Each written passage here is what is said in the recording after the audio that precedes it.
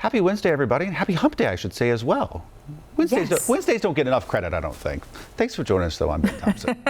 And I'm Carolyn Bruck. You are watching Wake Up Charlotte to go. Larry Sprinkle standing by for check of the forecast. Larry, temperatures are going to drop.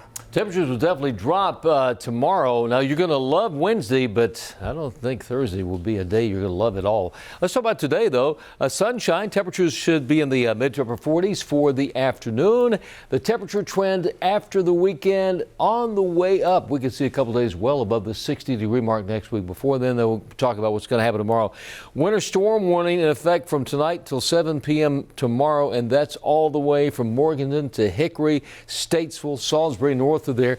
That means well over a quarter inch of ice possible. And across the Charlotte metro area to Shelby, Lincoln, and Gastonia, we have a winter weather advisory. A 0.2 of an inch of ice is a possibility. Let's talk about exactly what we're talking about. Now, once you get north of Hickory in that area, all the way towards north of Salisbury to Greensboro, up to a 0.5 inch of ice is possible.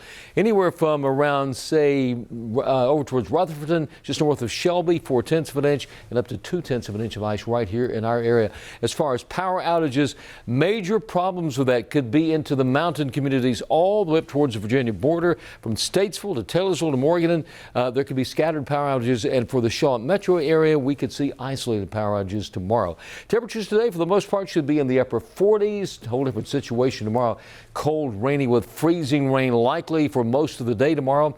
Friday morning could be some rain showers, sunny skies for the weekend, and by Tuesday of next week, high temperature close to 60 degrees, and that is your first one forecast. Larry, thanks. Turning to big stories of the morning right now. Several families looking for a new place to stay this morning after an apartment fire in South Charlotte. Good Wednesday morning. 7 families displaced after an early morning fire here in an apartment complex off Stony Point Lane. We can tell you that no one was seriously injured in the blaze. Several pets may have been lost. Firefighters say they're still investigating the cause of this fire. Good morning to you. I'm Billie Jean Shaw in Uptown. This coming Friday, people who live in Charlotte's tent cities, that's the homeless encampments that you see around Uptown, are being forced to move. The county says that the area has become infested with rats to the point where people are stepping over dead rats, and they're concerned about the spread of diseases. They're actually offering hotel assistance to people who need to move, and they're asking you to call 211 if you need any help. But of course, that will be a challenge as these people are homeless and everyone does not have access to a phone. Multiple vaccination clinics are being postponed because of shipping delays from the severe weather that's happening all across the country.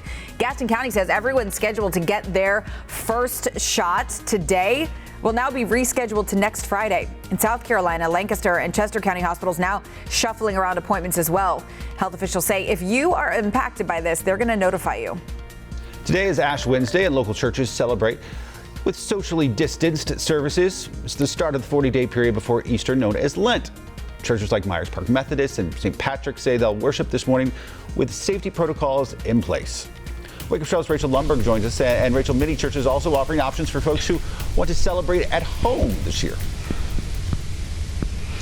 That's exactly right, Ben. A lot of churches are getting creative and they're preparing these Lent kits and ashes to go. So if you want to participate from a distance or virtually, you can do so even amid the pandemic. They are having that prepared for you. There's a diocese drive-through set up at several different churches all across our area. We know Myers Park Baptist Church is offering Lent at home kits. Ashes to go are also available at Trinity Presbyterian. And then there are a lot of virtual services. So Ben mentioned a couple services that are going to be in person, but socially distanced, but there are churches in our area that are offering a virtual option to you. You'll see the list here on your screen. Myers Park Methodist Church will start at 11 a.m. St. Patrick's Cathedral services, they've got several. It starts at 7 this morning. First United Methodist at 7 p.m. Trinity United Methodist Church will share a video at 3 p.m. and then will be available all day. And already people all around the world are sharing pictures and videos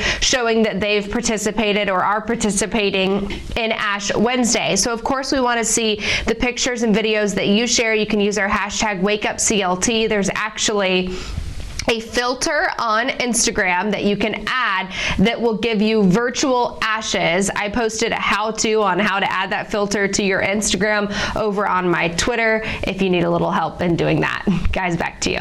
All right, Rachel, thanks.